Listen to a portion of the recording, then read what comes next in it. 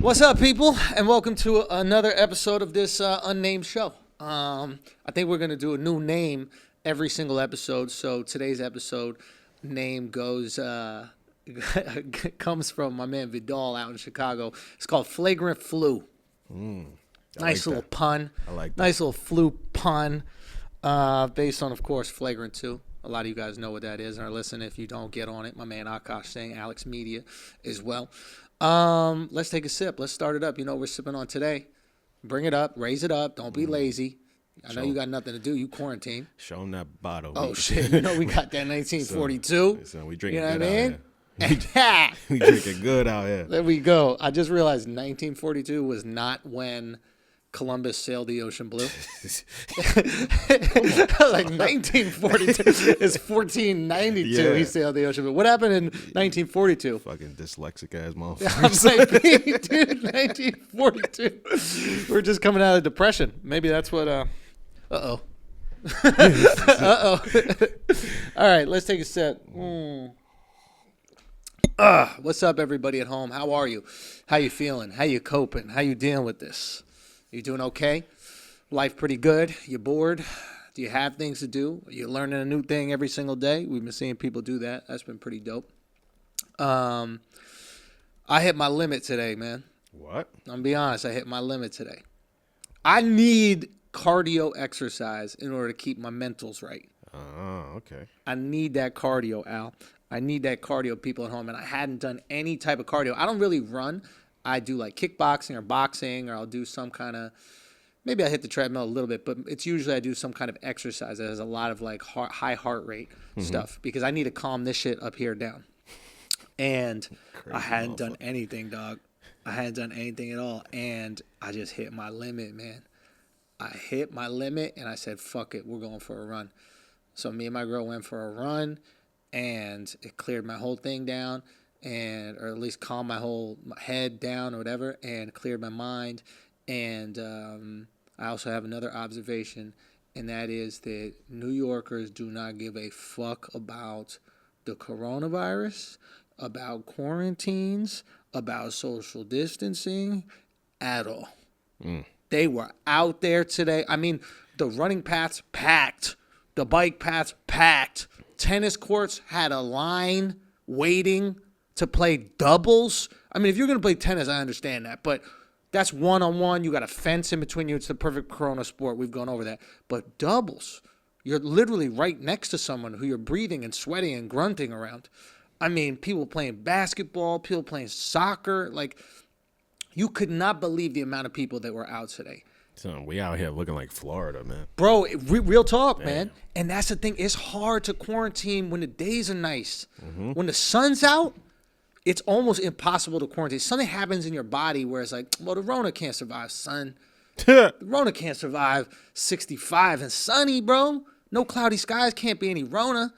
I think that's really our attitude towards it. Y'all bugging. Listen, I understand we're bugging. I also understand if we're going to do a hair check. Alex and I both came in with hats on today, so we just said, fuck it. Okay? It's about to be hats for the It's rest hats. of the month. Hey, see, take one more look. Take one more look, because I was looking crazy last podcast, okay? But yeah, I just realized it, like, there's something about New Yorkers that we don't give a fuck. And I know Florida, et cetera, I get it. The warm weather, that's fine. California, everybody's already quarantined. It's easy to quarantine there. People don't go out and, like, hang out. If you ever go to, like, California, go to L.A., people have their homes. They have a pool in their backyard. They have tons of land. They have space. They're not living on top of each other. When you go to, like, an urban city like New York, it's hard when you're in a shoebox to just stay in that bitch all the time, especially when it's beautiful outside. You're coming from actually, our winter's been pretty good, don't get me wrong, but like, you're coming from cold weather and all of a sudden you wake up, you see blue in the sky, the sun is out, you want to feel that a little bit on your skin. And it's get a out there. social city, too. It's a social city as well. We got bars everywhere. We like to be around people. We like to talk. We like to say, I mean, you know how Yerrrr came around? Is you saw someone you kind of knew. In the distance. Sometimes you don't even really know. You might not know him. He just got the same hat on that you got. You be, yo, you a Yankee fan? Yeah. Boom. That, like, we need to connect. That's what it is, bro. I'm telling you, there's something about it, and And New Yorkers, we just don't. We're fucking arrogant people. And I bet there's people listening to this around the world or watching this around the world, and they're probably relating in their urban cities or urban environments as well. But like, there's something about New Yorkers where I think New York is such a filthy city. It's such a dirty city that a little bit of us thinks we're immune. A little bit. Like, we're used to riding the subway, the New York City subway. Also, the home of many people who are homeless. Stinking, dirty. Everybody's dirty. You're walking the streets, you're grabbing shit, and we're holding on to the metal poles of the New York City subway with our bare hands. Matter of fact, our parents would tell us when we get on the subway, hold on to the pole, right? And I know what you're thinking. Well, if you're going to hold on to the pole, you could get the flu. That's true. But if you fall onto the floor, you're going to get AIDS. So we were taking flu over AIDS. AIDS is on the floor, 100% guaranteed. Oh, absolutely. I mean, there's AIDS all over that floor. I've never seen, this is how dirty the New York City subways are. Have you ever seen anybody clean the subway? No, never. The subway's 24/7. Keep this in mind. It's like an AIDS carpet. It's an AIDS carpet. I can show you the ICU unit. But for real, dude. Yeah. It is. I've never seen a subway clean in my entire life. Yo, they did graffiti all over the subways, and then the MTA was just like, I guess we should just get new subways. We don't know how to clean them. We don't know how to wipe the shit off. Let's just get some new ones. There's no time to clean the subway. Where are they putting them? It's a 24-hour service. I know some of you guys may be watching. You guys have your mass transit from 6 in the morning to 9 at night or 11 at night. No. 24 hours, 7 days a week. It doesn't shut down. Okay? We're not afraid of filth. There's rats everywhere. There's piss everywhere. The garbage on the streets. You know how every other first world country has a container that all the people put the garbage from their apartments in on the street and then a truck picks it up? Not New York. You just put it on the street. It's 2020. It's 2020 and you just take your garbage and put it right on the street. So we're used to fucking filth and I think we're immune and that's why. And there's something about the coronavirus that I realized that, like, the second they were like, just stay 6 feet away from each other, that's the worst thing that they could have done. Because if you want to leave the house, you're like, I could stay 6 feet away from people. When am I closer than that? When you're out there in the world with people you don't know, when are you less than 6 feet from them? Matter of fact, if you live in New York, and I don't know about you guys watching, but if you live in New York and somebody is within 6 feet of you, there's usually a conversation or a head nod like, you good? Like if a guy's here, yeah, you good? Son, that's part of the reason I stopped taking the train. It's too much. You good? Just too much, too close. Like back up off. Is everyone not good here? Like, come on now. It's a crazy time, and I'm telling you, there's this drive for us to be social. Nothing stops social, dude. I distinctly remember, people went out to comedy clubs after 9/11, bro. What? They did. They went out to not like the same night. But I'm saying like the weekend after, They were going to comedy clubs, man. People were going to party. Like that didn't shut people down. Wow. Yeah, man. You know what I mean? It was. I'm not talking about people partying like out there and, you know, fucking the caves and shit where Bin Laden was. I'm talking about like, wow. I mean, they were definitely partying. But I'm talking about New Yorkers were partying. So I think we think that we're immune to this shit or it can't fuck with us or it can't get us. I think they never should have told us that 6 feet will make you fine. If they said it's airborne and if you go out, you're going to feel it, I think we would have paid attention. Mm-hmm. I think we would have paid attention. But I noticed a weird thing, man, when I was out today. And I wonder if you guys feel this as well. But there's something about the virus being airborne or on things that creates a claustrophobia even when you're outside. Like, I leave my house because I feel like the walls are kind of caving a little bit. You've been in it so long, you're like, I just need to break free from this, right?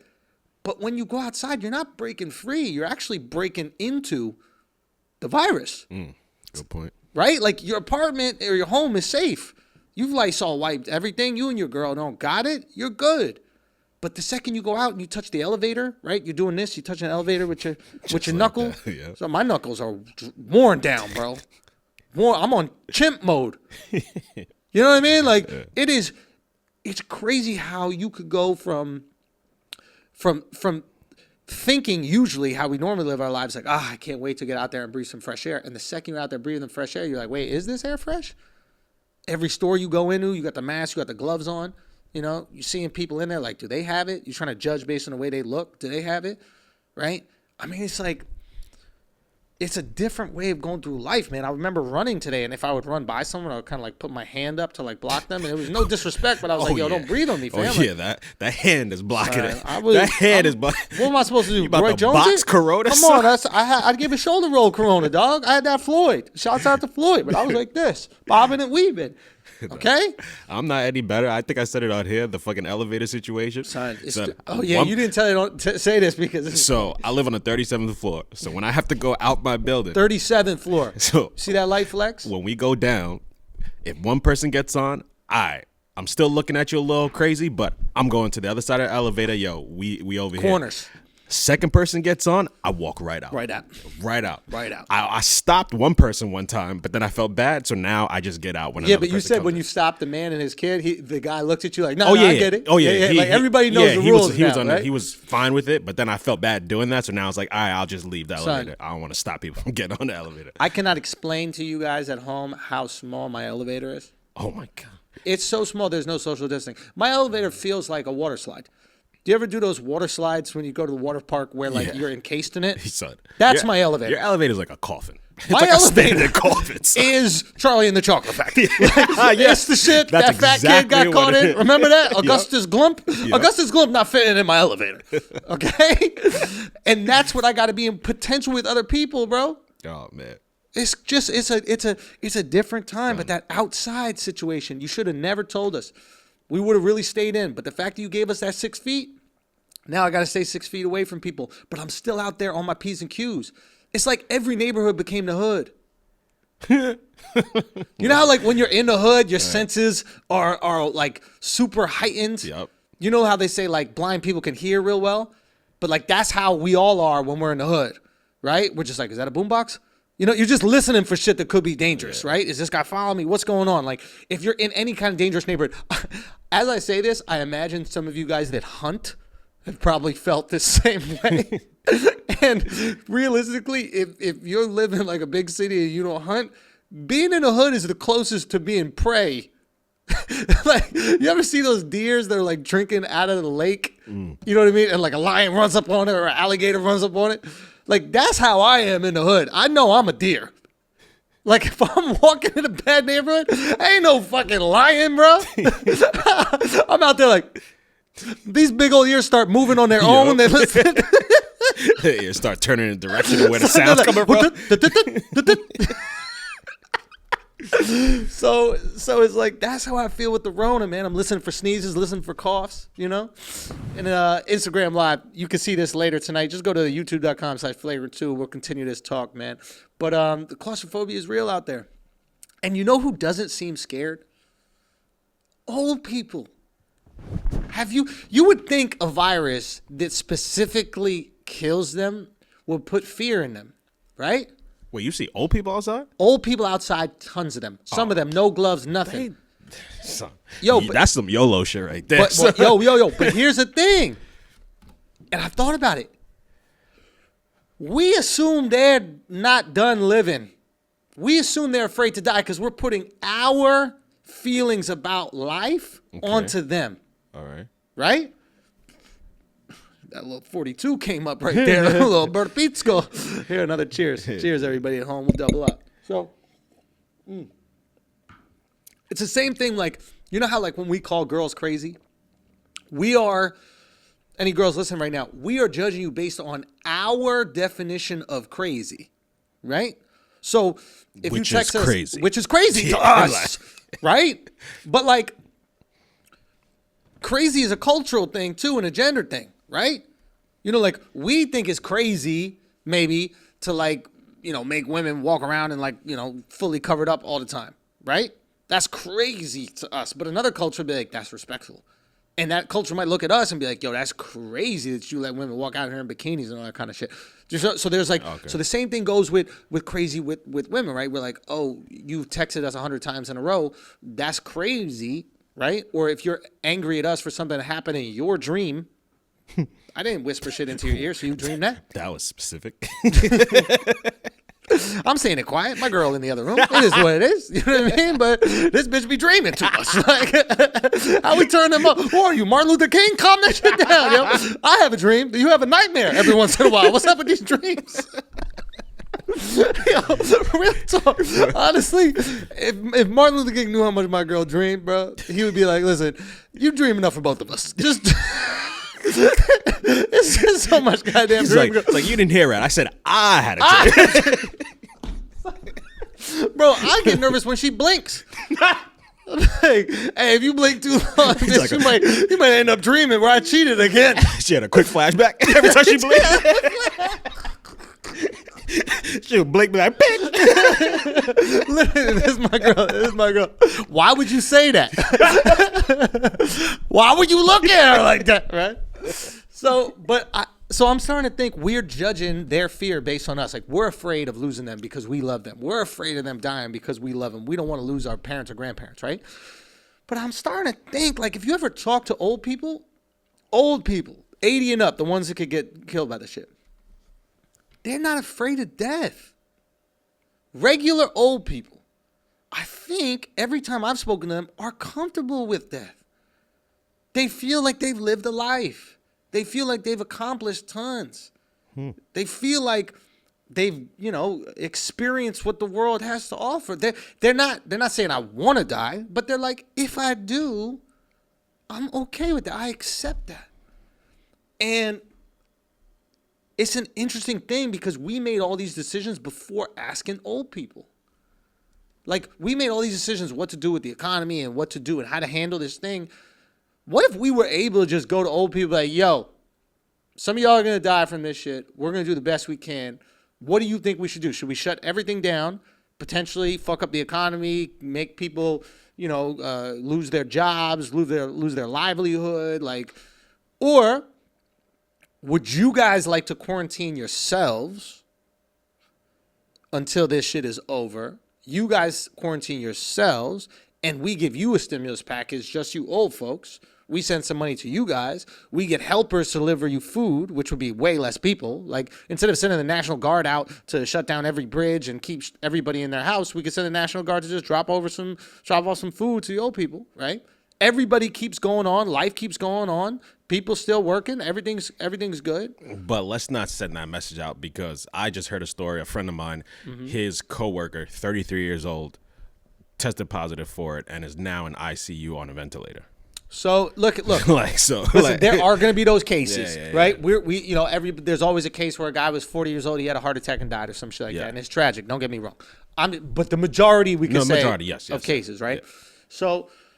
So a little part of me is like, maybe we should have asked these people, because I wonder if these old people would have just been like, God, we don't want to burden you guys like that. We've lived an amazing life, and if we can self-quarantine and if we can, I mean, how much do old people even go out anyway? You know what I mean? They play that game where they throw the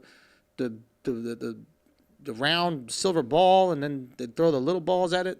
What's that shit called? What the fuck you talking about? I don't know. Banaka or something?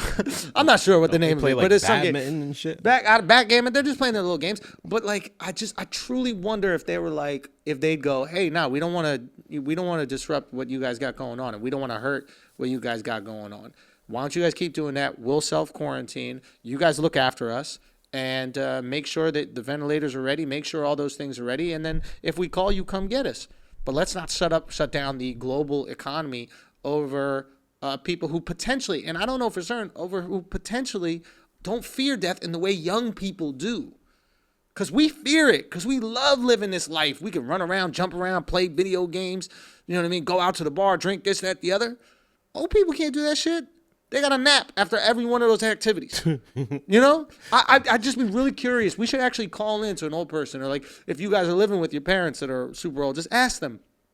Ask them if they would want this, if they would want what's going on. And we always make decisions for people without fucking asking them, man.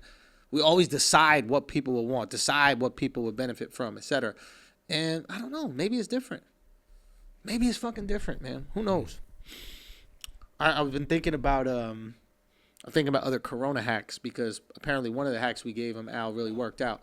I told you guys to hit up those restaurants that don't normally deliver or have takeaway, but now they're delivering to stay open. Carbone was one of them. And my girl and I were trying to order from there. She said they put her on hold for 15 minutes and then just hung up. Oh, wow. So that's how many of you motherfuckers were out there trying to get some shit from Carbone. And I respect it. Go do it. So here's the other hack. Remember I was telling you how valuable working out is, right? At least for me, for my mental health. And I need good mental health so that I can be quarantined with another human being. No matter how much you love your significant other, right? We both become a different version of ourselves when we're not, treating our bodies and treating our minds the way they're supposed to be. Everybody can go a little crazy if they're not giving their system what it needs to function at a high level, and exercise one of those things, at least for me. And so here's a dope Corona hack. Mark was telling me, you know how all these gyms are closed, right? So Mark said that, and you guys know Mark. Mark said that these gyms are renting out equipment, which is fire. So let's say you got a spot, you got your house or you got your apartment, and you can move around some furniture and put that little treadmill up there. Boom, there's cardio. Get that couple miles in every single day. You could even bring some weights over. But there's a way where you could work out for almost nothing. Guaranteed, offer them a few bucks. They're making zero off of it. You might as well offer them a few bucks. They're literally making zero. You offer a few, now you got a treadmill in the place, right? Yeah. Exercise, done. Weights, done. Everything done, ready to go. Getting your best shape of your life during the quarantine is literally like being in prison, right? Usually when people go to prison, they come out looking Jack Diesel. We just can't do that because we don't have the workout thing in the crib. We'll get the workout thing, put it in the crib. Now we got no excuse. It's literally probably close to free. Matter of fact, maybe you just say, yo, I'll sign up as a membership. Can you just give me some shit? Everything's negotiable. Everything's on the table right now. I'm thinking. I'm really going to try that. Yo, we should. The moment I get home today. What are you going to get, though? I don't know. Maybe a couple sets of dumbbells or whatever. Luckily, my gym's in my building, but they closed down. So that's the other thing that happened. They closed all the building gyms, right? Yeah. So it's like I could just go downstairs and be like, yo, let me just get a couple sets of dumbbells or something. I need something. Can you get in there? Have they locked it?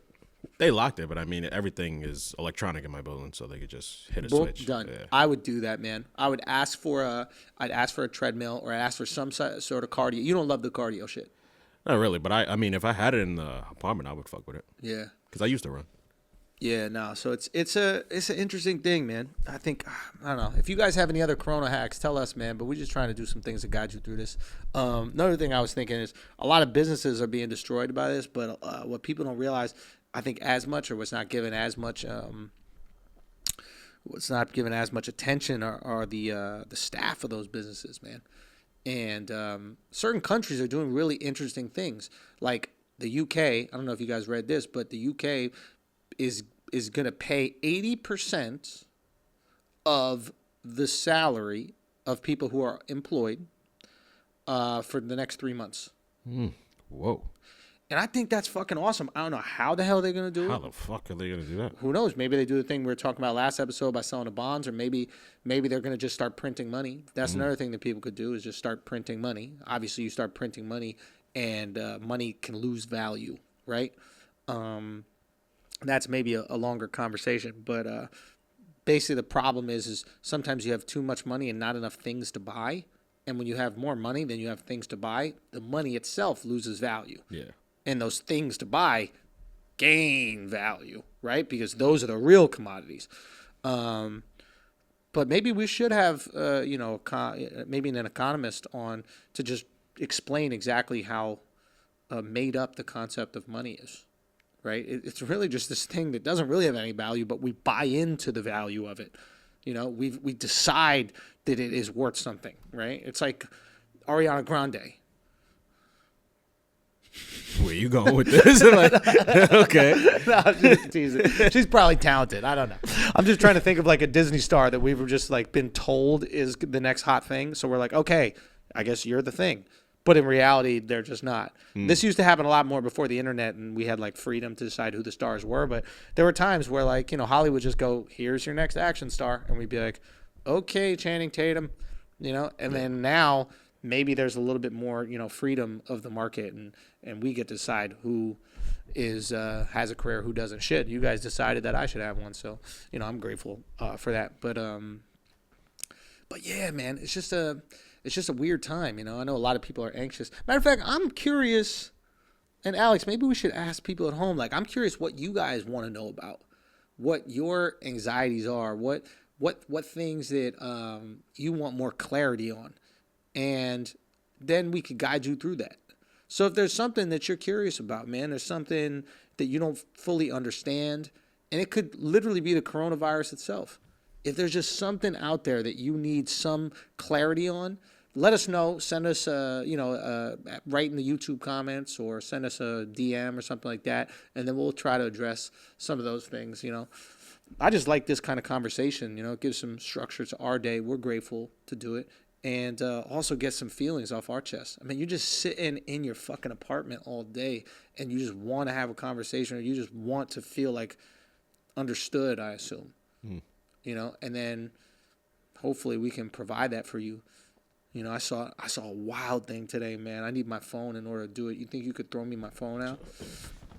But you know how I got this. Boom. You know how like they always say, oh, the Simpsons, the Simpsons out there predicting the future or something, right? Yeah. So, do you remember the writer Dean Koontz? Sounds familiar, but I don't know what he wrote. Does it sound familiar because of the word coon? No. So Dean Koontz wrote this New York Times best-selling book. He's one of these like thriller writers. He'd write tons of these books. And in 1981, The Eyes of Darkness. Now, I got sent this on Twitter. It could be complete bullshit. We'll look it up after the show. I'm assuming someone wouldn't want to misrepresent this. But in one of the pages of this book, and you guys can look it up. Oh, this is like where he basically predicts what's going on now. Bro. And calls the year and everything like that. You ready? Yeah. This is in the book. In around 2020, a severe pneumonia-like illness will spread through the globe, attacking the lungs and bronchial tubes and resisting all known treatments. Almost more baffling than the illness itself will be the fact that it will suddenly vanish as quick as it arrived, attack again 10 years later, and then disappear completely. Li Chen defected to the United States carrying a diskette record of China's most important, dangerous new biological weapons of the decade. They call the stuff Wuhan 400 because it was developed at their rDNA labs outside the city of Wuhan.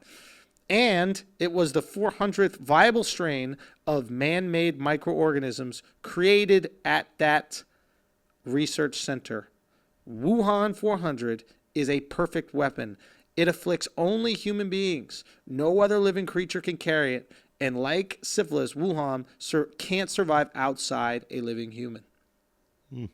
Now, a couple things here are interesting. One, the idea of someone predicting it. Like you always say, yo, what do the Simpsons say about the coronavirus? How are we going to handle it? Because the Simpsons have predicted, I guess, so much. I don't think the Simpsons are predicting so much, but I think they've just had so many fucking episodes that eventually you start to hit on some shit. Yeah, exactly. Right? Like they've been doing the show for, 20 years, 5 days a week. Broken clock is twice, at least 2 times a day. Yeah, so broken clock is right 2 times a day. Exactly. So what's crazy is that there are enough of you nerds out there that remember every single fucking Simpsons episode so you can dial back and find the exact time that they predicted something that happened 15 years later. That's impressive.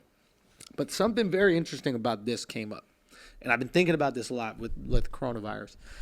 I'm curious on your take on this, Al, too. It's like, what has happened right now? Industry has stopped, right? Human beings have gone inside, and we're no longer operating in the world as we usually do. Now, what is the biggest criticism of human beings when we're in the world? Selfish. We're destroying dirty. Oh, yeah. Destroying the world. All right. Right? For the last couple weeks, we haven't been able to destroy the world at the pace we usually destroy it. Okay. Haven't been able to chop down the trees in the Amazon. Haven't been able to, pollute the waters, pollute the skies, Maybe this isn't a man-made virus, right? But let's assume we're in a simulation. You guys have heard of this simulation theory probably before. If you haven't, some people say that we could be essentially a video game.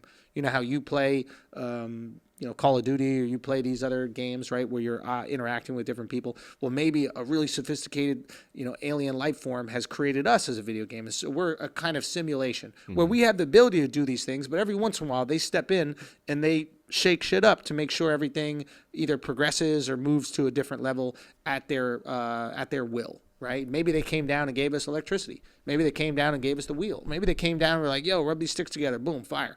Who knows? Again, who knows? It doesn't matter. Like, it could be complete bullshit. But you cannot deny that the biggest criticism of humanity has been the way that we've been treating the environment. And in the last couple weeks, the environment has got to take a nice, needed breath. Like, you see these pictures of Venice, Italy, I'm sure. Yeah. And Al told me, because you've been to Venice before, right? Yeah. And the last time you were in Venice, the canals were just filthy. Yeah, filthy, and it smelled. And smelled like shit. Yeah. And if you go right now, you can Google images of Venice, the water's clear again. Not even a week of having Italians be quarantined. Not even a week of tourists not to be there, maybe 2 weeks. And the water's crystal clear. It really puts shit in perspective. And what if this was the simulators basically going, yo, these motherfuckers will not stop. We keep reminding them. We keep putting information out where they're destroying the fucking world. Maybe we have to do something. Maybe we have to insert something in the system that forces them into their homes so we could let the earth regenerate a little bit. That's number one. Two, it shows you how fast the earth regenerates. Mm-hmm. And I'm thinking, yo, maybe, just maybe, we got to take a month off every year. Maybe the Muslims are right. Maybe we need a Ramadan, bro. Like, maybe the world just needs to, maybe human beings need to chill for 1 month a year. And that 1 month of chill, maybe that would let Mother Nature regenerate enough. Maybe not everything, but regenerate enough of the things that we're destroying. What if we really took a month off? We worked hard 11 months, got everything out, did everything we needed to do, and then 1 month we fucking quarantined. And by quarantine, I don't mean stay in your home, but I mean stay off of work. We shut everything down for a month. Some countries got it down. Like, I know Spain, they kind of do that. I believe Europe, either July or August. I think it's August. Basically, apparently, everything is just like, yo, shut it we down. not working. You try to go to a restaurant, be like, we might open today. We're good. It's the mom and pop shit. We're good. I think Nate Bargatze had a joke where, like, mom and pop shops, he goes, sometimes they'll be closed. He'd be like, why? He'd be like, we're sleepy. Yeah. We're sad. But yeah, maybe there's something to that, man. Maybe things happen organically, and maybe things, and look, I know a lot of you are watching this are like, well, what about child cancer? What about these things? Look, I don't have all the answers.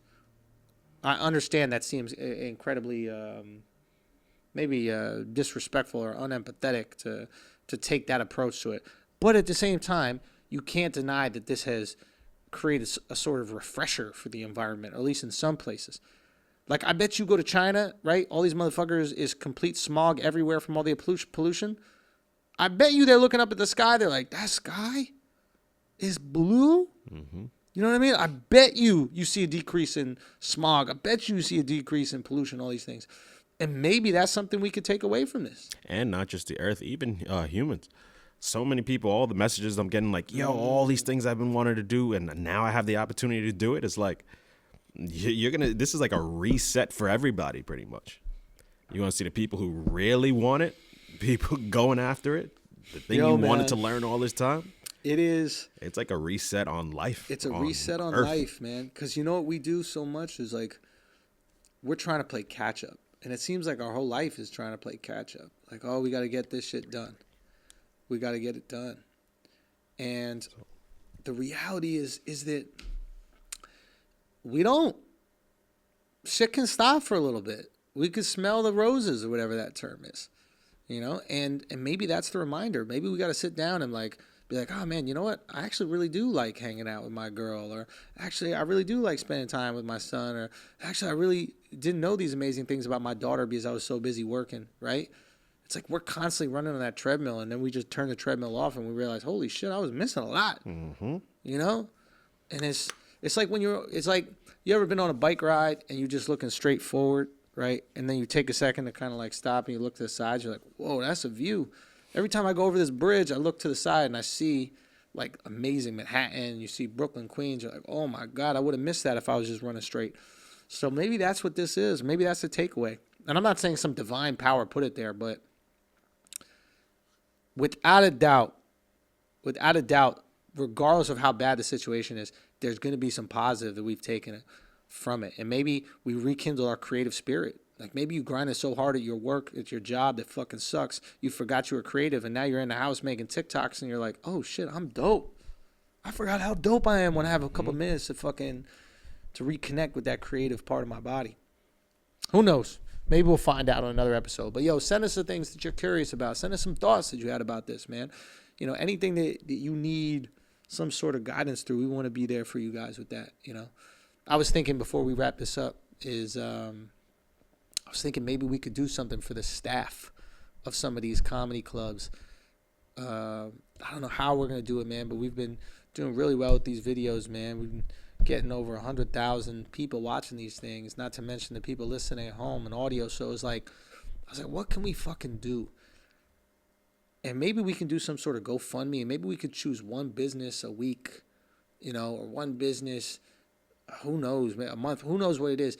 And we can choose one comic, we could like pay their staff, right? Just give them a nice little cushion because they're not working anytime. Like maybe this is our way to give back, our way to support these places that have been really amazing for me and has, you know, let me, you know, grow and seeing my material, you know, go from just horribly offensive ideas into like crafted, you know, jokes and pieces of like art. At least I like to look at it like that. So maybe we can do that. I want to extend that to you guys and think about, you know, if you would support that and what that would look like. And what do you think about that, Al? I like it, but let's also, I think every week hit a different industry, because like shout out to firefighters and EMT workers, like they're still have to show up. Like they can't stay home, and every time you call 911, they have to show up at your house. 100%, man. Like they're on the front line. 100%. No, you're 100% right, man. And it's one of those things where it's like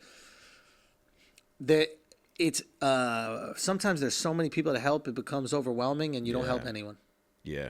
You ever have like so many things to do that you just take a nap instead? Mm-hmm. Right? It just becomes overwhelming. So maybe what we got to do is direct our response to specific groups and go, we're not saying these groups are more important than any other, but if we don't start somewhere, how are we going to end up helping anybody? We can end up helping no one. And I extend that to you guys because I'm sure that you're thoughtful and you've been thinking about ways to help as well. And maybe we could do that. I mean, I would love to help each club that has helped me develop this career. I would really love to help that. And yeah, let's make this happen, man. Let's make this happen. This has been another episode of today. We're calling it Flagrant Flu. We'll see what we call it tomorrow. But we appreciate y'all. We love y'all. Anything you want to tell the people, Al? No, I'm good. All right. Well, as always, peace, love, and Yerrrr.